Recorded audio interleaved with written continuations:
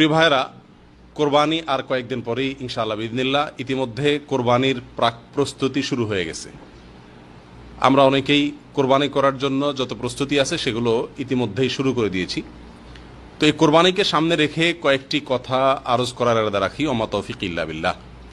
কোরবানি তো আলহামদুলিল্লাহ আমাদের দেশে বহু লোকেই করে, বরং ইসলামের অন্য কোনো আমল এত সংখ্যক লোকে, এত বেশি লোকে করে না, কোরবানি যত বেশি মানুষ করে। যত নামাজি আছে তার চাইতে বেশি কোরবানি দাতা পাওয়া যায়, ঠিক না ঠিক? তো কোরবানি বিপুল সংখ্যক মানুষে করলে কি হবে, এই ইবাদতটিতে এত বেশি ত্রুটি, এত বেশি বিচ্যুতি, এত বেশি ভুলভ্রান্তি হয়, যার কারণে বেশিরভাগ লোকের কোরবানি সঠিক হয় না, বিশুদ্ধ হয় না। ফলে এই কোরবানি ইবাদত হওয়ার পরিবর্তে কোনো কোনো ক্ষেত্রে এটা বরং গুনাহের কারণ হয়। সেজন্য এই ভুলগুলো, বিচ্যুতিগুলো সম্পর্কে আমাদের কিছু ধারণা থাকা দরকার। এজন্য কিছু জ্ঞাতব্য বিষয়, কিছু প্রচলিত ভুল ত্রুটি কোরবানিকে কেন্দ্র করে, সেগুলো আমরা শুধুমাত্র আজকে পেশ করার চেষ্টা করব। আল্লাহ সুবহানাহু ওয়া তাআলা আমাদেরকে তৌফিক দান করুন। প্রিয় ভাইয়েরা, কোরবানি এটা ইব্রাহিম আলাইহিস সালাতু ওয়াস সালামের মস্ত বড় একটি সুন্নাহ, মুহাম্মদুর রাসূলুল্লাহ সাল্লাল্লাহু আলাইহি ওয়াসাল্লামেরও আদর্শ। তিনি কোরবানি নিজে করেছেন, নির্দেশ করেছেন। ওলামায়ে কেরাম অনেকেই কোরবানিকে ওয়াজিব বলেছেন, অনেকে সুন্নতে মুআক্কাদা বলেছেন। তো এই কোরবানি ইসলামী শরীয়তে অত্যন্ত গুরুত্বপূর্ণ একটি ইবাদত। অর্থনৈতিক ইবাদতের ভিতরে কোরবানি হজের এবং যাকাতের পরেই কোরবানির অবস্থান বলা যেতে পারে। এই কোরবানি এটা একাধারে অর্থনৈতিক ইবাদত, একাধারে এখানে ত্যাগের একটা বিশাল বড় শিক্ষা আছে। কোরবানির যে ভুল ত্রুটিগুলো, বিচ্যুতিগুলো আমাদের সাধারণত অহরহ হয়ে থাকে, সেই ভুল ত্রুটি, সেই বিচ্যুতিগুলোর ভিতরে সর্বপ্রথম এবং সবচেয়ে বড় এবং প্রধান ভুল হলো কোরবানির ক্ষেত্রে নিয়তের অশুদ্ধতা। বহু লোক আমরা কোরবানি করি, অথচ আমাদের কোরবানির আগে আমাদের নিয়তটাকে সাফ এবং পরিষ্কার করে নিতে পারি না। বিশেষ করে আমাদের দেশের কথা যদি আমরা বলি, আমাদের দেশের মানুষ যারা কোরবানি করেন আলহামদুলিল্লাহ, এদের ভেতরে বেশিরভাগ লোকের কোরবানি এর পিছনে সঠিক এবং শুদ্ধ নিয়ত কাজ করে না, বরং নিয়তের ভেজাল থেকে যায় বেশিরভাগ লোকের। যেমন বহু লোক আছেন, বরং আমি বলবো সমাজের বিরাট একটা অংশ আছে যারা কোরবানি করে সামাজিক মর্যাদার দিকে লক্ষ্য করে, চক্ষু লজ্জা থেকে বাঁচার জন্য। মানুষ কি বলবে, সমাজের মানুষ কোরবানি না দিলে কি বলবে, বহু বছর কোরবানি দিয়ে আসতেছি, এবছর না দিলে কি হবে, কেমন দেখাবে, মানুষ কি বলবে, এরকম মানসিকতা থেকে অনেকে কোরবানি করেন। অনেকে কোরবানি করেন যে নতুন আত্মীয় হয়েছে, অন্য বছর ভাগে দিলেও এবছর আর ভাগে দেওয়া যাবে না, কারণ নতুন আত্মীয় হয়েছে, তার কাছে একটা মান মর্যাদার ব্যাপার আছে। এরকম চিন্তা থেকে অনেকে কোরবানি দেয় না ভাই। মেয়ে বিয়ে দিছে নতুন, তাহলে জামাইয়ের বাড়িতে রান পাঠাইতে হবে, অতএব ভাগে কোরবানি দিলে চলবে না, গোটা গরু কোরবানি দিতে হবে। সারা বছর কোরবানি, সারা জীবন কোরবানি দিয়ে আসছি, অতএব এবছর যদি না দেই, অর্থনৈতিক যত টানাটানি থাকুক না কেন, এবছর যদি না দেই তাহলে চোখ বাঁচে না। এই সমস্ত চিন্তা মানসিকতা থেকে বহু লোক কোরবানি করে না ভাই। এই কোরবানিগুলো সব অশুদ্ধ কোরবানি।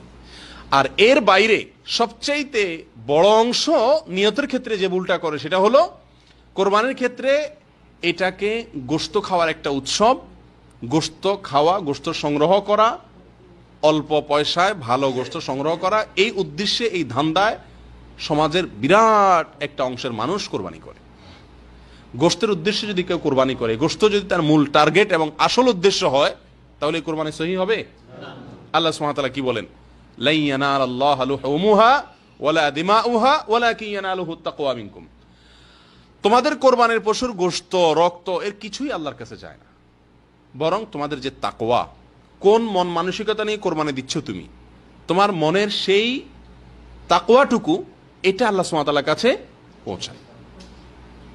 আল্লাহ সুবহানাহু ওয়া তাআলা আদম আলাইহিস সালামের দুই ছেলে হাবিল এবং কাবিল, তাদের বিষয়ে তারা আল্লাহ সুবহানাহু ওয়া তাআলার কাছে কোরবান পেশ করেছিল। কোরবান মানে হলো আল্লাহর কাছে নৈকট্য অর্জনের জন্য সাদাকা পেশ করেছিল। আল্লাহ সুবহানাহু ওয়া তাআলা কোরআনে কারীমে সেই প্রসঙ্গে বলতে গিয়ে বলেন, ইয তাকাররাবা কুরবানান ফাতুকুব্বিলা মিন আহাদিহিমা ওয়া লাম ইউতাকাব্বাল মিনাল আখার। দুই ভাইয়ে কোরবানি করেছিল, আদম আলাইহিস সালামের দুই ছেলে। একজনটা আল্লাহ সুবহানাহু ওয়া তাআলার পক্ষ থেকে কবুল হয়েছে, আরেকজনটা কবুল হয় নাই। কেন কবুল হয় নাই?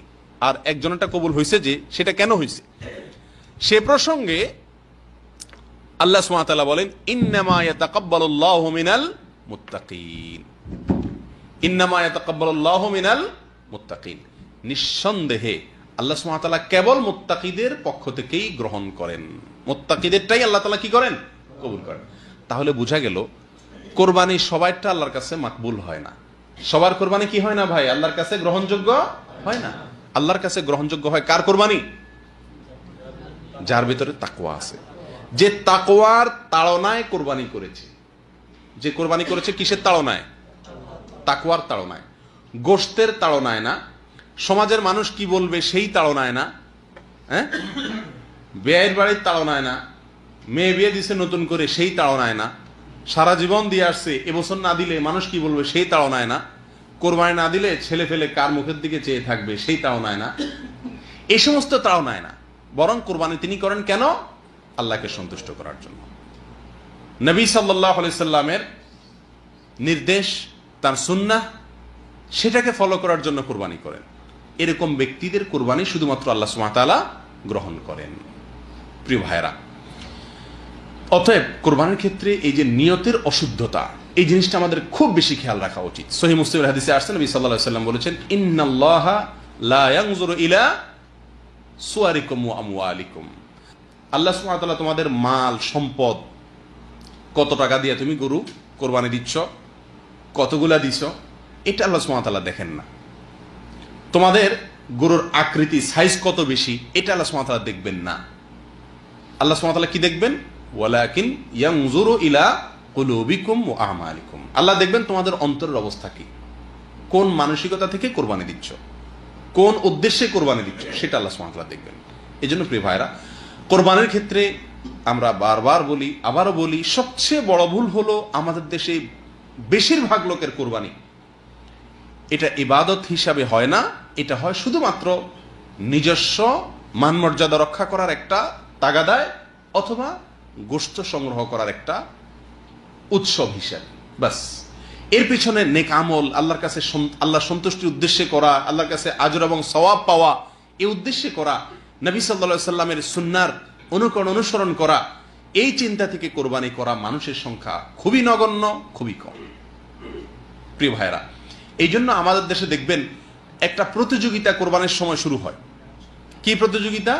কে কার চাইতে কত বড় গরু কিনবে, কে কার চাইতে কত দামি গরু কিনবে, কে কত বেশি দিবে। সামাজিকভাবে যার সাথে যার প্রতিদ্বন্দ্বিতা থাকে, যার সাথে যার প্রতিযোগিতা থাকে, সে তার সাথে কোরবানির সংখ্যা এবং কোরবানি গরুর সাইজ এগুলা নিয়ে প্রতিযোগিতায় নামে। এটাকে দেখতে মনে হয় যে ভালো কাজের প্রতিযোগিতা নামছে, আসলে ভালো কাজের প্রতিযোগিতা না। এটা হলো নিজের মাতবরি, সরদারি, নিজের শ্রেষ্ঠত্ব এগুলো জাহির করার জন্য, ঠিক না ঠিক? বর্তমান এমপি সাহেব যদি 10টা গরু কোরবানি দেয়, তাহলে ভবিষ্যৎ এমপি ইলেকশন করবে যিনি, তিনি 12টা 15টা দেওয়ার চেষ্টা করে, ঠিক না ঠিক? শুধু এমপি সাহেব, মন্ত্রী সাহেব না, আমাদের সমাজেও আমরা যখন বসবাস করি, প্রতিবেশী, পাড়া, মহল্লা, যার সাথে আমার একটু প্রতিযোগিতা আছে, সবসময় চেষ্টা করি তার উপরে ওঠার জন্য। এই যে উপরে ওঠার চেষ্টা, এটা আল্লাহকে সন্তুষ্ট করার জন্য যদি হতো তাহলে সেটা প্রশংসনীয় হতো, কিন্তু এই চেষ্টাটা হলো শুধুমাত্র সমাজে নিজের প্রভাব জাহির করার জন্য, ঠিক না ঠিক? আল্লাহ সুবহানাহু ওয়া তাআলা আমাদেরকে সহি শুদ্ধভাবে কোরবানি করার তৌফিক দান করেন।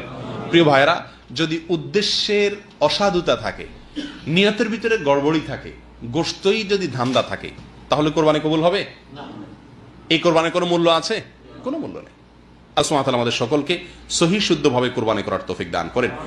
প্রিয় ভাইরা, কোরবানির ক্ষেত্রে আরেকটা বড় ভুল হলো, যারা কোরবানি দেন, বিশেষ করে যারা গরু কোরবানি দেন, এদের বেশিরভাগ লোকই গরুর গোশত বানানোর জন্য ধামা, ছুরি এগুলোর ব্যবস্থা করে, কিন্তু গরু জবাইয়ের জন্য যে ছুরি ব্যবস্থা করা দরকার, একটা ধারালো ছুরির ব্যবস্থা করা দরকার, সেই ব্যবস্থাটুকু বেশিরভাগ লোক করে না।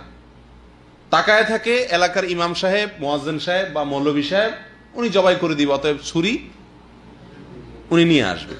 তো মৌলভী সাহেব যে জবাই করেন ওই বেচারার কাছে তো ছুরি 4-5টা থাকে না। ছুরি কয়টা থাকে? একটা থাকে। প্রথম প্রথম যে গরুগুলো জবাই করে উনি, সেগুলো মাশাআল্লাহ খুব ভালোভাবে জবাই হয়ে যায়। কিন্তু এরপরে 3, 4, 5 নম্বর সিরিয়ালে পরে যে গরুগুলো আসে সেগুলো কি হয়? সহজে জবাই হয় না, কারণ ছুরির ধার কমে যায়। ঠিক না বেঠিক? অতএব যিনি কোরবানি দিবেন তার দায়িত্ব হলো কোরবানির পশু জবাইয়ের জন্য ধারালো ছুরির ব্যবস্থা করা। মৌলভী সাহেব তার কোরবানি কত নম্বর সিরিয়ালে দিবেন বা কত নম্বর সিরিয়ালে তিনি পাবেন সেটা তিনি নিজেও জানেন না।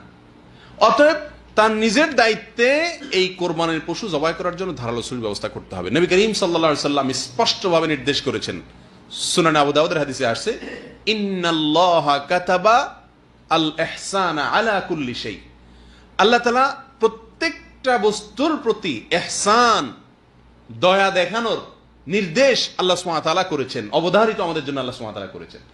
এমনকি পশু যখন আমি জবাই করব, নবী সাল্লাল্লাহু আলাইহি সাল্লাম বলেন যে তোমরা ছুরিকে ধার দিয়ে নিও, ওয়াল ইউরিহ যাবিহাতাহু, এবং যেই পশুকে জবাই করবা তাকে একটু আরাম দিও, অর্থাৎ যত কম কষ্টে তার রুটা বের হতে পারে। আপনি যদি পোষাইতেই থাকেন ভোতা ছুরি নিয়া, তাহলে দীর্ঘ সময় পর্যন্ত কষ্ট হবে। অর্ধেক কাটা যাবে, চামড়া কাটা যায়, হয়তো আপনার আর কাটা যাচ্ছে না, ছুরি চেঞ্জ করলেন, হচ্ছে না, অনেকক্ষণ ধরে সময় নিলেন, তাহলে পশুটার কষ্ট যতটুকু প্রয়োজন তার চাইতে বেশি হলো। ঠিক না বেঠিক? এটা অনুচিত। আমি শুধুমাত্র সেই সব ভুলগুলোর কথাই বলবো যে ভুলগুলো অহরহ সবার ভিতরে আছে। এই ভুলগুলা সবার ভিতরে আছে কিনা নেই? সমাজে কয়জন মানুষ নিজের গরু জবাইয়ের জন্য ভালো ধারালো ছুরির ব্যবস্থা রাখে? বলেন। গোশত হাড্ডি বানানোর জন্য ব্যবস্থা আছে, কিন্তু জবাইয়ের জন্য মৌলভী সাহেবের দিকে তাকিয়ে থাকে। আর মৌলভী সাহেবদের ছুরি বাস্তবতা হলো যে 2, 4টা 5টা জবাই করার পরে বেচারাদের আর হাতও আগায় না, শরীরও কাঁপে, আর ছুরির ধারও চলে যায়। এরপরের বাকি যেগুলো হয় সেগুলোতে পশুর অনর্থক, অযথা, অহেতুক পশুকে দীর্ঘ সময় পর্যন্ত কষ্ট দেওয়া হয়। ঠিক না ঠিক? আর এটা শরীয়তের সম্পূর্ণ নিষেধ। এটা হলো একটা ভুল। আরেকটা বড় ভুল হয় কোরবানি করতে গিয়ে, সেটা হলো নিজের পশু নিজে জবাই না করা। নিজের পশু, নিজের কোরবানির পশু নিজের হাতে জবাই না করা, এটা আরেকটা ভুল। আমাদের দেশে কয়জন লোক কোরবানি করতে গিয়ে নিজের পশুটা নিজে জবাই করেন? খুব কম না? সবাই ওই হুজুর বা মৌলভী সাহেবের দিকে তাকায় থাকেন। ঠিক না ঠিক? অথচ বুখারী মুসলিমের হাদিসে আসছে নবী করিম সাল্লাল্লাহু আলাইহি সাল্লাম তার কোরবানির পশু নিজের হাতে তিনি জবাই করেছেন। যাবাহাহুমা বিয়াদিহি। তিনি 2টি কোরবানি করেছেন, তার 2টাই তিনি নিজের হাতে কি করেছিলেন? জবাই করেছেন। এখান থেকে বোঝা যায় যে কোরবানির পশু নিজের হাতে জবাই করা বেশি উত্তম। তাছাড়া কোরবানি আপনি যখন করবেন তখন কোরবানির এই পশুটাকে হয় আগে থেকে আপনি লালন পালন করছেন, অথবা এই পশুটা কিছুদিন আপনার কাছে ছিল, কেনার পরে এক ধরনের মায়া কিছুটা হলেও সৃষ্টি হয় কি হয় না? আপনি নিজের হাতে যখন তার গলায় ছুরি দিবেন, আপনার ভেতরে এক ধরনের কষ্ট হবে কি হবে না? এই কষ্টটুকু তো এক ধরনের ত্যাগ। ত্যাগ কি ত্যাগ না? এই জন্য নিজের হাতে যখন আপনি কোরবানি করবেন তখন কোরবানির ভিতরে ত্যাগের মাত্রাটা অনেক বেশি থাকে। সেজন্য একজন মানুষ চেষ্টা করা উচিত যে আমার নিজের পশুটা আমি কোরবানি করব। কোরবানি করার ছুরি নাই, হুজুরের কাছে ছুরি আছে, হুজুরের ছুরি তো আমাকে দিবে না, প্রয়োজনে হুজুরকে ছুরি বানানিয়া টাকা দিয়ে দিব, কিন্তু আমারটা আমি করার চেষ্টা করব। আমার দেশে যারা নিজের কোরবানি নিজে করেন না, তারা 2 কারণে করেন না। 1 নম্বর হলো যে কোরবানির অনেক দোয়া দুরুদ আছে, এই সমস্ত দোয়া দুরুদ আমরা জানি না, হুজুর সাহেব পারে অতএব উনি করে দেখ। ঠিক না ঠিক? অথচ কোরবানি করার জন্য তেমন কোনো দোয়া দুরুদের প্রয়োজন নাই। সহিহ বুখারীর হাদিসে আসছে নবী সাল্লাল্লাহু আলাইহি সাল্লামের কোরবানির প্রসঙ্গে যে তিনি সাম্মা ওয়া কাব্বার, বিসমিল্লাহ বলছেন, আল্লাহু আকবার বলছেন। জবাইয়ের সময় কি বলছেন? বিসমিল্লাহি আল্লাহু আকবার। অতএব জবাই করার শুরুতে আর কোনো দোয়া নাই, একটাই দোয়া, বিসমিল্লাহি আল্লাহু আকবার। এটা জানে না এমন মানুষ কে আছে বলেন? সবাই জানে। ঠিক না ঠিক? অতএব নিজের পশু নিজে কোরবানি করার হিম্মত থাকা উচিত কি উচিত না? আরেকটা কারণে নিজের পশু নিজে জবাই করে না, সেটা হলো যে যদি আমি জবাই করতে যাই, আমার তো জবাই সিস্টেম জানা নাই, কোন জায়গায় পোজ দেবো কোন জায়গায় পোজ দেবো না। মৌলভী সাহেব বেচারা জবাই করতে করতে অভ্যাস হয়ে গেছে, উনি জানে কোন জায়গায় পোজ দিতে হবে। এই কারণে অনেকে করে না। এই যে একটা হেজিটেশন আমাদের ভিতরে থাকে, এটা থাকা উচিত না। কারণ আপনি কোন জায়গায় জবাই করবেন মৌলভী সাহেবের জিজ্ঞেস করলেই তো বলে দিবে, কসাইদেরকে জিজ্ঞেস করলেই তো বলে দিবে। এটা তো খুব কঠিন কিছু না, সামান্য একটু জায়গা, 1 বিঘত জায়গা গলাটুকু, এর ভিতরে মাঝখানে বরাবর প্রায় জবাই করতে হয়। আপনি আশপাশে যারা অভিজ্ঞ তাদের যে কাউকে জিজ্ঞেস করলে হয়ে যায়। অতএব যে অজুহাতে আমরা নিজের কোরবানির পশু নিজে জবাই করি না, সেই অজুহাতের একটাও যৌক্তিক না, গ্রহণযোগ্য না। ঠিক না ঠিক? অতএব নিজের কোরবানির পশু নিজে জবাই করার চেষ্টা করা উচিত। এটাও আমাদের সমাজের মানে হাজারের ভিতরে 2-4-10 জনে 20 জনে করে কিনা সন্দেহ আছে। ঠিক না ঠিক? অতএব এটা লক্ষ্য করা উচিত আমাদের। আরেকটা বড় ভুল হয় আমাদের, সেটা হলো কোরবানির পশু জবাই করার আগে আমরা মনে করি যে ভাগে কোরবানি দিলে, যে কয় ভাগে কোরবানি দিচ্ছে, যে কয়জনে কোরবানি দিচ্ছে, তাদের সবার নামের লিস্ট লিখে যিনি জবাই করেন তিনি পড়ে ওই নামগুলা তারপরে জবাই করতে হয়। ঠিক না ঠিক? এই জন্য আমরাও লিস্ট আগে ভাগে লিখে রাখি এবং ওই মৌলভী সাহেবের হাতে ধরাই দিই। মৌলভী সাহেব একটা একটা করে মন্ত্রের মতো করে নামগুলা পড়ে, এরপরে বিসমিল্লাহ আল্লাহু আকবার কইলা জবাই করে। আর যে নাম না পড়ে জবাই করছে মৌলভী সাহেব, তো মৌলভীর টাকা কেউ দিবে না, কারণ ভক্তিই হবে না। ঠিক না ঠিক? অথচ এই কাজটার কোনো ভিত্তি নেই, কোনো ভিত্তি নেই। শরীয়তে জবাইয়ের আগে যে কয়জনে কোরবানি দিচ্ছেন ভাগে দেন আর একাই দেন, যারা কোরবানি দিচ্ছেন তাদের নাম মুখে নেওয়া, উল্লেখ করার কোনো নির্দেশনা ইসলামী শরীয়তে নাই। এটা কোত্থেকে আসছে আল্লাহ ভালো জানে, এটা একটা ভুল ধারণা। তবে হ্যাঁ, নবী করিম সাল্লাল্লাহু আলাইহি সাল্লাম জবাই করার পরে আল্লাহর কাছে দোয়া করছেন, আল্লাহুম্মা তাকাব্বালহু মিন্নি, আল্লাহ এই পশুটা আমি আমার পক্ষ থেকে কোরবানি করলাম, আমার পক্ষ থেকে তুমি কবুল করো। অতএব যদি কয়েকজন মিলে দেয় তাহলে এবার বলা যেতে পারে, আল্লাহ এটা আমাদের সবার পক্ষ থেকে তুমি কবুল করে নাও, যথেষ্ট। আর এখানে যদি নাম উল্লেখ করতে চান, বলেন আল্লাহ আমি আব্দুর রহিম, আব্দুর রহমান, আব্দুল্লাহ, আব্দুল সবুর, আমরা কয়েকজন মিলে কোরবানি করছি, আল্লাহ আমাদের সবগুলো আপনি কবুল করেন, বাস। এটা জবাই করার শেষে আপনার নিজের ভাষা বলতে পারেন, মুস্তাহাব, বলাও কোনো জরুরি না। কথা বুঝে আসছে ভাই? তাহলে এই নাম জপা জবাই করার আগে, এটা হলো কোরবানি কেন্দ্রিক আরেকটি বড় ভুল, যেটা প্রচলিত এবং বলতে গেলে সমস্ত পশু কোরবানি, বিশেষ করে ভাগে যে পশুগুলো কোরবানি দেওয়া হয় তার সবগুলোর আগেই এই নাম জপার, নামের লিস্টটি ধরে পড়ার একটা রোগ আছে না নেই? এটা ভুল। এখান থেকে আমাদেরকে বেরিয়ে আসতে হবে, এটা বাদ দিতে হবে, তাহলেই সহি সুন্নাহ মতো আমার কোরবানি ইনশাআল্লাহ হবে। আরেকটা ভুল হলো ভাই, কোরবানির পশু জবাই করার পরে রুহ যাওয়ার আগেই ওইটার রগ কাটাকাটি শুরু করা। এটা হয় কি হয় না? বিশেষ করে কসাইরা যারা গরুটা বানাবে, চামড়া ছিলবে, তারা ছোট ছোট চাকু নিয়ে, এখনো রুহ বের হয় নাই, এখনো সব রক্ত বের হয়ে সারে নাই, নিস্তেজ হয় নাই, তার আগেই পায়ের রগগুলা কাটা শুরু করে, অনেকে চামড়াও ছেলা শুরু করে দেয়। ঠিক না ভাই ঠিক? এটা চরম বড় অন্যায়, অনেক বড় মাপের জঘন্য অপরাধ। যে ইসলাম আপনাকে জবাই করার আগে ছুরিকে ভালো করে ধার দিয়ে নিতে নির্দেশ করেছে, যে ইসলাম আপনাকে ভোঁতা ছুরি দিয়ে পশুকে জবাই করার অনুমতি দেয় নাই, তাকে অযথা কষ্ট দেওয়ার অনুমতি দেয় নাই, সেই ইসলাম কিভাবে আপনাকে অনুমতি দেয় একটা জীবন্ত পশুকে আপনি রগ কাটা শুরু করলেন আর চামড়া ছিলা শুরু করলেন? এটা কত বড় কষ্টদায়ক বিষয়। 2 মিনিট 3 মিনিট ধৈর্য আমাদের কুলায় না। ঠিক না ভাই ঠিক? কসাই তার তো একটা শেষ করতে পারলে আরেকটা গিয়ে ধরবে, তার তাড়া আছে। কিন্তু আপনি কোরবানি করছেন ইবাদত, আপনার এই ইবাদত যেন সহি সুন্দরভাবে হয়, কোনো ভুল ত্রুটি না হয়, কোনো ভুলের কারণে এটাতে যেন আরো উল্টা গুনাহ না হয়, সেই জিনিসটা খেয়াল করা তো আপনার আমার দায়িত্ব। ঠিক না ভাই ঠিক? এই জন্য কসাইদেরকে বলতে হবে আমাদের যে ভাই খবরদার, সম্পূর্ণ নিস্তেজ হওয়ার আগ পর্যন্ত কোনো রক্তক কাটা চলবে না। এবং এই ভুলটাও আমাদের সমাজে অহরহ, মানে বলতে গেলে প্রায় প্রত্যেকটি গরু কোরবানিতেই এই ভুলটা কম বেশ হয়ে থাকে। এই ভুল থেকে আমাদেরকে আল্লাহ সুবহানাহু ওয়া তাআলা মুক্তি নসিব করেন। প্রিয় ভাইয়েরা, আরেকটি ভুল হলো, এই ভুলটা পরিমাণে সবচাইতে বেশি, 100% বলা যেতে পারে, 100% লোক কোরবানি করতে গিয়ে ভুলটা করে। সেটা হলো কোরবানির পশু যারা বানায়, কসাই, তাদেরকে পারিশ্রমিক দেওয়া হয়। ঠিক না ভাই ঠিক? পারিশ্রমিক হিসাবে নগদ টাকা তাদের সাথে চুক্তি থাকে, হাজারে কত টাকা, এরকম একটা সিস্টেম আছে। এই সিস্টেমে গোটা গরু বলেন, ছাগল বলেন, এটা তারা বানায়। এই তাদের সাথে যে অর্থ চুক্তি থাকে পারিশ্রমিক হিসাবে, এই পারিশ্রমিকের বাইরে তাদেরকে আবার কোরবানির পশু থেকে কি দেওয়া হয়? গোশত দেওয়া হয়।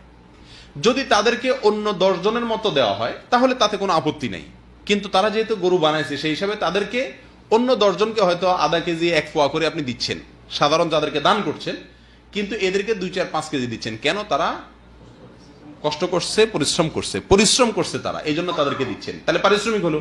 পরিশ্রম করছে সেটাকে খেয়াল রেখে দিলেন, তাহলে এটা কি হলো? পারিশ্রমিক হলো। আর এই পারিশ্রমিক হিসাবে আপনার কোনো কসাইকে অতিরিক্ত গোশত বলেন বা পশুর অন্য কিছু বলেন, এটা দেওয়া শরীয়তে জায়েজ নাই। কসাইরাও খুব চালাক, তারাও আমাদের সঙ্গে এই কোরবানির পশু এটা বানানোর জন্য যখন চুক্তি করে তখন খুব বেশি দরাদরি করে না, কারণ তারাও জানে যে 2, 4, 5 কেজি গোশত তো আমি এমনিই পাবো, তো 4 কেজি গোশত পালে তো 2000 টাকা দাম এমনি এসে গেল, অতএব 1000 যদি চুক্তিতে কমও হয় লস নাই। ঠিক না ঠিক? এটা ভুল। এ সম্পর্কে নবী করিম সাল্লাল্লাহু আলাইহি সাল্লামের একাধিক একেবারে স্পষ্ট নির্দেশনা পাওয়া যায়। বিশেষ করে সহিহ বুখারীতে নবী সাল্লাল্লাহু আলাইহি সাল্লাম স্পষ্টভাবে তার নির্দেশ পাওয়া যায়। তিনি বলেছেন, লা ইউতা ওয়ালা ইউতা লিজাযারাতিহা শাইআ, কোরবানির পশু এটা কসাই যারা কাটে অথবা এটাকে বানায় তাদেরকে এই কোরবানির পশু থেকে কোনো কিছু দেওয়া যাবে না। আলী রাদিয়াল্লাহু তাআলা আনহুকে নবী করিম সাল্লাল্লাহু আলাইহি সাল্লাম বিদায় হজের সময় তাকে কোরবানির পশুগুলা, তিনি নিজের হাতে অনেকগুলো কোরবানি করেছেন, বাকিগুলা তাকে করতে বলেছেন। এরপরে বলেছেন এই পশুর সবকিছু বন্টন করে দেওয়া মানুষদেরকে, হাজিদের মধ্যে তাদেরকে খাওয়াও, আর খবরদার কোনো কিছু তুমি ওই কসাইকে বা যারা বানাবে তাদেরকে দিবা না। অর্থাৎ তাদের পারিশ্রমিক আলাদা দিবেন, নগদ টাকা দিয়া, কোরবানির পশু থেকে আপনি দিবেন না। আসলে কোরবানির পশুর এই গোশত এটা আমরা কোরবানি করে দিলাম মানে আল্লাহকে দিয়ে দিলাম। ঠিক না ঠিক? আল্লাহ সুবহানাহু ওয়া তাআলার নিয়ম হলো কোনো কিছু আল্লাহকে দান করলে আল্লাহ নিজে সেটা গ্রহণ করেন না। আগের যুগে আল্লাহকে দান করলে মানুষ পাহাড়ে রেখে আসতো, সেটা আসমান থেকে এসে আগুন এসে জ্বালাই দিত, তার মানে আল্লাহ তাআলা অ্যাকসেপ্ট করছেন। আর যদি না জ্বালাইতো তার মানে আল্লাহ ওটা অ্যাকসেপ্ট করেন নাই। আর আখিরি জামানার উম্মতকে আমাদের জন্য আল্লাহ সুবহানাহু ওয়া তাআলা সুযোগ দিয়েছেন। সেটা কি? আমরা আল্লাহ সুবহানাহু ওয়া তাআলার জন্য কিছু দান করলে, যাকাত দিলে, ফিতরা দিলে, সব আল্লাহর জন্যই তো দান করি। আল্লাহ সুবহানাহু ওয়া তাআলা ওটাকে গ্রহণ করেন না, জ্বালিয়ে দেন না। আল্লাহ সুবহানাহু ওয়া তাআলা আমাদের সুবিধার জন্যই গরিবদের মাঝে বন্টন করার জন্য, নির্দিষ্ট খাতে দেওয়ার জন্য আল্লাহ তাআলা কি করছেন? নির্দেশ করছেন। কোরবানির গোশতটা শুধু ব্যতিক্রম। এখানে আল্লাহ সুবহানাহু ওয়া তাআলা গোশতটা আমাদেরকে খাওয়ার সুযোগ রেখেছেন, যে তোমরা যারা কোরবানি করছো তোমরা নিজেরা কি করতে পারো? এটা খেতে পারো, দান করতে পারো, রাখতে পারো, তিনও সুযোগ আছে। সূরা তিরমিজিতে আসছে, নবী সাল্লাল্লাহু আলাইহি ওয়াসাল্লাম বলেছেন, ফাকুলু মিনহা ওয়া আতইমু ওয়াদাখিরু, তোমরা নিজেরা সেখান থেকে খাও, মানুষকে দান করো, আবার রেখে দাও, সুযোগ আছে। এক সময় নবী সাল্লাল্লাহু আলাইহি ওয়াসাল্লাম নিষেধ করছেন 3 দিনের বেশি রাখা যাবে না, কিন্তু এরপরে সেটা তিনি প্রত্যাহার করেছেন, রহিত করেছেন। এরপর বলেছেন তোমরা এখান থেকে যা খুশি করতে পারো। অর্থাৎ যা খুশি বলতে নিজে খাও, মানুষকে দান করো, জমা করো, কিন্তু বিক্রি করা যাবে? যাকে আপনি দান করছেন সে বিক্রি করতে পারে, কিন্তু আপনার কোরবানির গোশত আপনি বিক্রি করতে পারবেন? যেহেতু বিক্রি করা যায় না, অতএব পারিশ্রমিক হিসাবেও কাউকে দেওয়া যায় না। বিধায় আপনার যে কসাই এই পশুটা বানায় দিছে তাকে যদি আপনি টাকা দিলেন আর গোশত অতিরিক্ত দিলেন, এই জন্য এই খেয়াল থেকে যে সে কষ্ট করছে, পরিশ্রম করছে, তাহলে পরিশ্রমের বিনিময় দিলেন, সেই হিসাবে এটা কি হবে না? জায়েজ হবে না। সবচেয়ে বড় কথা হলো নবী করিম সাল্লাল্লাহু আলাইহি ওয়াসাল্লাম নিষেধ করছেন, ব্যাস। তাহলে আমাদের এই কাজটা করা উচিত কি উচিত না? সারা বাংলাদেশে কসাইকে গোশত দেয় না এরকম কোরবানি করেনেওয়ালা কয়জন লোক আছে বলেন? একজনও আপনারা দেখছেন আজ পর্যন্ত? অথচ উচিত হলো কসাইকে আগে ভাগে বলে দেওয়া যে বাবা তুমি এই গরু বানাইতে কত টাকা নিবা বলো, আর মাথায় রেখো তোমাকে কিন্তু আমি কোনো গোশত দেব না, যদি দেই তো অন্য 10 জনকে যেভাবে দেবো তোমাকেও সেই হারে দেব, তুমি এটা বানাইছো সেই হিসাবে তোমাকে আমি এক্সট্রা কোনো গোশত দেব না। এই কথা সাফ এবং পরিষ্কার তাকে আগে থেকে বলে দেওয়া উচিত। ঠিক না ঠিক? তো এই ভুলটা অহরহ হয়, এটা আমাদের খেয়াল রাখা উচিত। আল্লাহ তাআলা আমাদেরকে বুঝার তৌফিক দান করেন। শুধু কসার ক্ষেত্রে না, এই একই সমস্যা হয় আশপাশের অনেক লোক হেল্প করতে আসে, গরিব লোকজন, তারাও দেখা যাচ্ছে হেল্প করছে, এই জন্য তাদেরকে আমরা কি দিচ্ছি? কিছু গোশত দিচ্ছি, বাড়ায় দিচ্ছি, এটাও জায়েজ নাই। একই কথা, তাকেও পারিশ্রমিক দেওয়া হলো। আপনি যদি সে গরুটা বানাইলে যা দিত, গরুটা না বানাইলে যা দিতেন, গরুটা বানানোর পরেও সে পরিমাণ দিচ্ছেন, তাতে অসুবিধা নেই। কিন্তু গরুটা বানাইছে সেই জন্য তাকে আপনি বেশি দিলেন, এই বেশি অংশটুকু যেটা দিলেন এটা জায়েজ হলো না, এটা না জায়েজ হয়ে গেল। আমি কি কথা বুঝাতে পারছি? আল্লাহ তাআলা আমাদেরকে সবাইকে এই সমস্ত ভুল থেকে বেঁচে থাকার তৌফিক দান করেন। প্রিয় ভাইরা, আরেকটা ভুল হলো কোরবানির পশু বিশেষ করে বিক্রি করা, দাম দরে করে বিক্রি করে, আমরা গরিবের সুবিধার জন্য বিক্রি করে টাকাটা রেখে আবার গরিবকে দান করি। সেটা না করে গোটা চামড়াটাই যদি দান করা যায়, বিভিন্ন মাদ্রাসা থেকে কালেকশনে আসে, অনেক গরিব লোক থাকে গোটা চামড়াটাই যদি সরাসরি দান করে দেওয়া যায় সেটা সবচাইতে ভালো। কথা বোঝা আসছে? বিক্রি না করে গোটা চামড়াটাই যদি আপনি দান করেন সেটা সবচাইতে ভালো। কারণ আলী রাদিয়াল্লাহু তাআলা আনহুকে নবী করিম সাল্লাল্লাহু আলাইহি সাল্লাম কোরবানির যে পশুগুলো বিদায় হজের সময় নবী সাল্লাল্লাহু আলাইহি সাল্লাম জবাই করছেন, বাকিগুলো আলী রাদিয়াল্লাহু তাআলাকে দিয়ে জবাই করাইছেন। সেই পশুগুলোর পরে ওনাকে নির্দেশনা দিয়েছেন নবী সাল্লাল্লাহু আলাইহি সাল্লাম, ডিরেকশন দিয়ে দিয়েছেন কি হবে এগুলা। তখন তিনি একটা একটা করে আলাদা বলে চামড়ার কথাও বলছেন যে চামড়াটুকু তুমি দান করে দিবে। তো আমরা যারা বিক্রি করে আমরা খাই না, টাকাটা আমরাও গরিবরে দিয়ে দেই সবাই, কিন্তু বিক্রি করে টাকা দেওয়ার চাইতে আপনি সরাসরি চামড়া দান করা, এটা হলো সবচাইতে উত্তম এবং নির্ভেজাল। এটা আমাদের খেয়াল রাখা উচিত। আরেকটা ভুল হলো ভাই, কোরবানির গোশতের ক্ষেত্রে সামাজিকভাবে বন্টন করার একটা সিস্টেম অনেক এলাকাতে প্রচলিত আছে। অর্থাৎ ভাগে কোরবানি দিলে সমাজের মোড়ল মাতবররা সব কোরবানি থেকে, গরু হোক ছাগল হোক, সেখান থেকে 3 ভাগের 1 ভাগ গোশত উঠায় নেয়, কালেকশন করে, এরপরে সমাজের গরিবদের মাঝে সেটা বন্টন করে। এটা আরেকটা অন্যায় কাজ। দেখতে মনে হচ্ছে কাজটা খুব ভালো কাজ, যে একটা শৃঙ্খলার সাথে বন্টন করা হচ্ছে, সবাই যার যার মতো কি দিত না দিত, সমাজের নেতারা, মোড়ল মাতবররা, গ্রামের নেতারা, এরা আপনার সবার গুলো থেকে 3 ভাগের 1 ভাগ করে করে উঠায় নিয়ে তারা এবার গণহারে দিচ্ছে। এটা বোধহয় সুন্দর বন্টন হচ্ছে না ভাই। এই পদ্ধতিটা গর্হিত এবং এটা পরিত্যাজ্য, এটা পরিহার্য। এই পদ্ধতিটা উচিত না এবং কোরআন হাদিসের সাথে এটা সঙ্গতিপূর্ণ না। কারণ কোরবানির পশু শুধু নয়, যে কোনো ক্ষেত্রে নবী সাল্লাল্লাহু আলাইহি সাল্লাম স্পষ্টভাবে বলেছেন, লা ইয়াহিল্লু মাল ইমরিইন মুসলিমিন ইল্লা বিতিবি নাফসি। কোন মুসলমানের সম্পদ তার মনের সন্তুষ্টি ছাড়া এটা দান হিসাবে গ্রহণ করা বা যে কোনো ভাবে গ্রহণ করা, এটা কি নাই, জায়েজ নাই। আল্লাহ সুবহানাহু ওয়া তাআলা এই কোরবানির পশুর গোশত দিয়েছেন কাকে? যে কোরবানি দিয়েছে তাকে, ঠিক না বেঠিক? নবী সাল্লাল্লাহু আলাইহি সাল্লাম তাকে সুযোগ দিয়ে দিয়েছেন, ফাকুলু মিনহা ওয়া আতইমু ওয়াদাখিরু, তুমি খাও, দান করো, জমা করো। তাকে স্বাধীনতা দিয়ে রাখছেন কি রাখে নাই? কিন্তু আপনি সামাজিকভাবে যখন 3 ভাগের 1 ভাগ রেখে দিচ্ছেন, বহু লোক এমন থাকতে পারে যে বেচারা 1 ভাগ কোরবানি বা 2 ভাগ কোরবানি দিছে, তার নিজস্ব আত্মীয় স্বজন আছে, তাদেরকে হয়তো একটু বেশি করে দিত, কিন্তু আপনি তো নিয়ে আপনার মতো করে বন্টন করবেন। সে কিছু বলতেও পারে না, কারণ সামাজিক সিস্টেম হয়ে গেছে, ঠিক না বেঠিক? তাহলে তার মনের অসন্তুষ্টি সত্ত্বেও তাকে দিতে হচ্ছে, হচ্ছে কি হচ্ছে না? এবং এর পরিমাণ বরং সবচাইতে বেশি। বেশিরভাগ লোকই তার নিজের মতো করে স্বাধীনভাবে তিনি দিতে চান। আপনি যখন নিয়ে আপনার মতো করে বন্টন করেন, তখন তার সে স্বাধীনতা ক্ষুণ্ণ হয়, তার পছন্দ মতো সে দিতে পারে না। এই জন্য এটা অন্যায় এবং এটা গর্হিত কাজ। কেউ যদি 1 ফোঁটাও না দেয়, শরীয়ত তার জন্য কোনো বাধ্যবাধকতা আছে? কেউ যদি পুরাটুকু সে রেখে খায়, শরীয়ত তাকে এটা বলবে না যে তোমার কোরবানি হয় নাই। তার যদি নিয়ত সাফ থাকে আর সে পুরাটুকু রেখে খায়, খেতে পারে। যদিও পুরাটুকু এবং যত বেশি সম্ভব দান করা উচিত। 3 ভাগের 1 ভাগ বলে কথা না, যত বেশি দান করা যায় ততই ভালো। কিন্তু এর মানে তো এই না যে সামাজিকভাবে সিস্টেম করে তার কাছ থেকে চাঁদা আদায়ের মতো করে 1 ভাগ আগে ভাগে আপনি আদায় করে নিয়ে যাবেন। এটা অবিচার, এটা জুলুম, এটা জবরদস্তিমূলক দান আদায় করা। এটাকে শরীয়ত কোনোভাবে কি করে না, অনুমোদন দেয় না। বিধায় এটাও আমাদের পরিহার করা উচিত। বড় দাগের ভুলের ভিতর একটা হলো, কোরবানির ঈদের আগে 10টা দিন ইবাদতের বিশাল বড় সিজন। জিলহজের চাঁদ উঠলে 1 তারিখ থেকে নিয়ে 10 তারিখ পর্যন্ত, ঈদের আগ পর্যন্ত এই 10টা দিন অনেকগুলো আমলের, অনেকগুলো ইবাদতের একটা বিশাল বড় সিজন এবং মৌসুম। নবী করিম সাল্লাল্লাহু আলাইহি সাল্লাম এই 10 দিন আমাদেরকে অনেকগুলো কাজের জন্য কি করছেন, নির্দেশ করে গেছেন।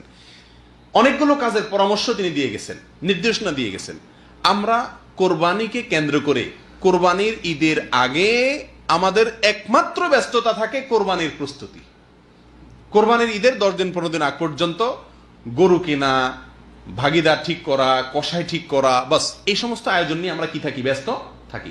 অথচ কোরবানি ছাড়াও এই সিজনের, এই কোরবানির ঈদের মৌসুমের এই সিজনের আরো 9টি ইবাদত আছে। আরো কয়টি ইবাদত আছে? 9টি আমল কোরআন এবং সুন্নাহ দ্বারা প্রমাণিত আমল আছে।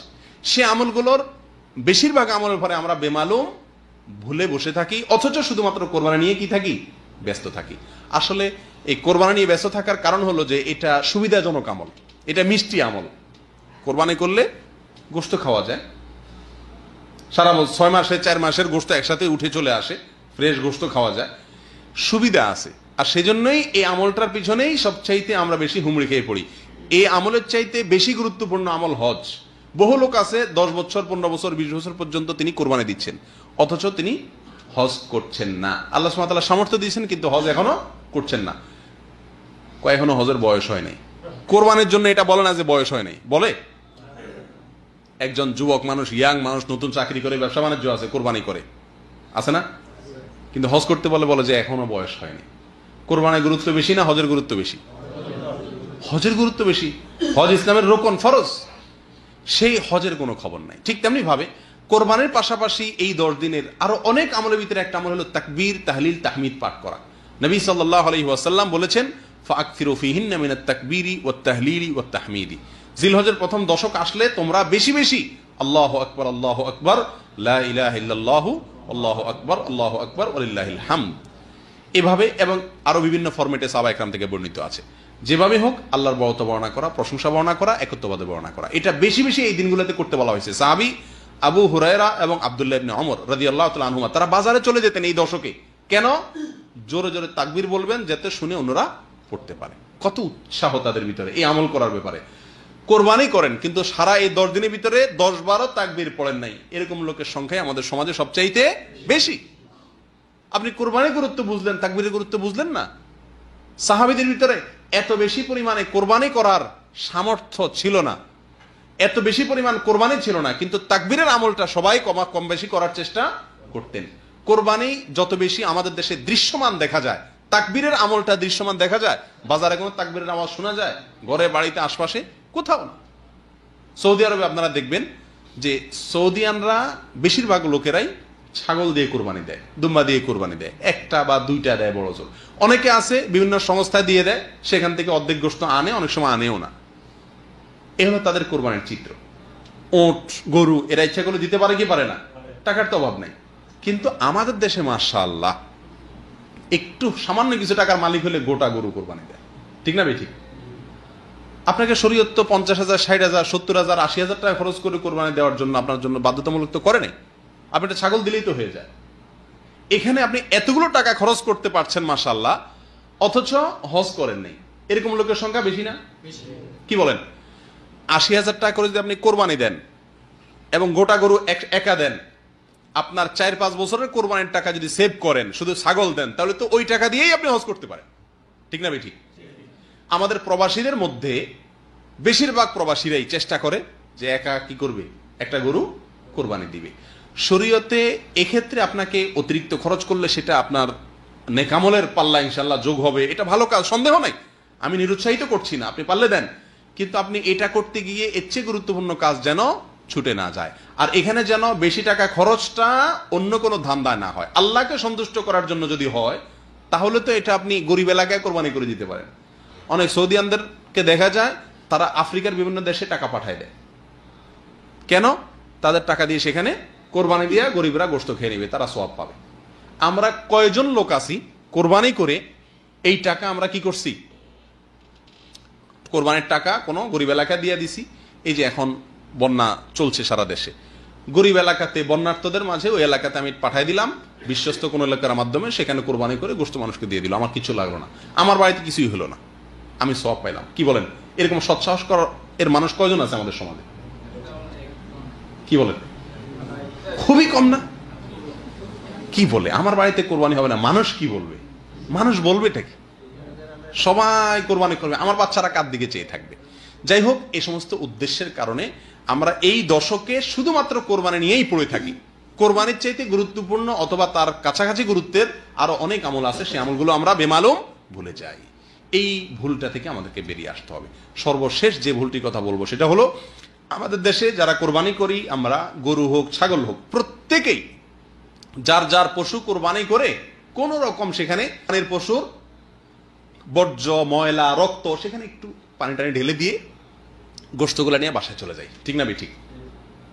বুড়িটারে গটরট রাস্তার আশেপাশে কোনো জায়গায় খাল বিল কিছু একটা পাইলে সেখানে কোন রকম ময়লাগুলা বর্জ্যগুলা ফেলে বুড়িটা নিয়ে আমরা বাসায় চলে যাই। ঠিক, এটা জঘন্য একটি ভুল, এবং এই ভুলটি আমাদের দেশে প্রত্যেকটি কোরবানিকারী ব্যক্তি করছে। আরেকজনে যদি কোনো কষ্টদায়ক বস্তু ফেলে সেটা সরানো, এটা ইমানের অঙ্গ। আর আপনি নিজেই যদি এমন কিছু ফেলেন যেটা অন্যের কষ্টের কারণ হয়, তাহলে সেটা কি হবে? উল্টা কুফুরির অঙ্গ হয়ে যাবে না সেটা? জন্য এই জিনিসটা আমাদের সকলের খেয়াল করা উচিত যে আমার কোরবানির পশুর রক্ত হোক, বর্জ্য হোক, কোনো কিছু ফেলে যাব না। কোরবানি ঈদের পরে আমাদের দেশে শহরে বলেন গ্রামে বলেন কোথাও রাস্তা দিয়ে চলাচল করা যায় না 2-4-10 দিন 20 দিন, ঠিক না বেঠিক? গন্ধ, নাকে হাত দিয়ে চলতে হয়। আপনি এই রাস্তার আশপাশকে রক্ত দিয়ে বর্জ্য দিয়ে নষ্ট করে দিলেন। কষ্ট করছে সাধারণ মানুষ, অন্য মানুষ, পথচারীরা নাকে হাত দিচ্ছে, এদের সবার অন্তরের বদদোয়া লাগতেছে কি লাগতেছে না? অটোমেটিকলি আপনার আমলনামে একটা গুনাহ যোগ হয়ে যাচ্ছে। যত মানুষকে কষ্ট দিচ্ছেন, প্রত্যেকটা মানুষকে কষ্ট দেওয়া একটা গুনাহ, এর কারণে আপনার আমলনামা যোগ হয়ে যাচ্ছে। আল্লাহ সুবহানাহু ওয়া তাআলা আমাদের সকলকে এই সব বিষয়গুলোকে মাথায় রেখে সহি শুদ্ধভাবে সম্পূর্ণ সঠিকভাবে কুরবানি করার তৌফিক দান করুন। বাস্তব কথা, আমাদের দেশের শত শত হাজার হাজার লক্ষ লক্ষ লোক কোরবানি করে মাশাআল্লাহ, কিন্তু এর ভিতরে সীমিত সংখ্যক সামান্য কিছু লোকের কোরবানি হয়তো মাকবুল হয়, গ্রহণযোগ্য হয়। এর সবচেয়ে বড় সমস্যা হলো অন্তরের অশুদ্ধ নিয়ত। আমি কেন কোরবানি করছি, এই জিনিসটাকে আমরা ভালো করে নিজেরা শুদ্ধ এবং সঠিক করতে পারি নাই, আর এই কারণে আমাদের কোরবানিগুলো কি হয় না, গ্রহণযোগ্য হয় না। আল্লাহ সুবহানাহু ওয়া তাআলা আমাদের সকলকে সংশোধন হওয়ার এবং বিশুদ্ধভাবে কোরবানি করার তৌফিক দান করুন। জাযাকুমুল্লাহ ওয়া আখিরু দাওয়ানা আলহামদুলিল্লাহি রাব্বিল আলামিন।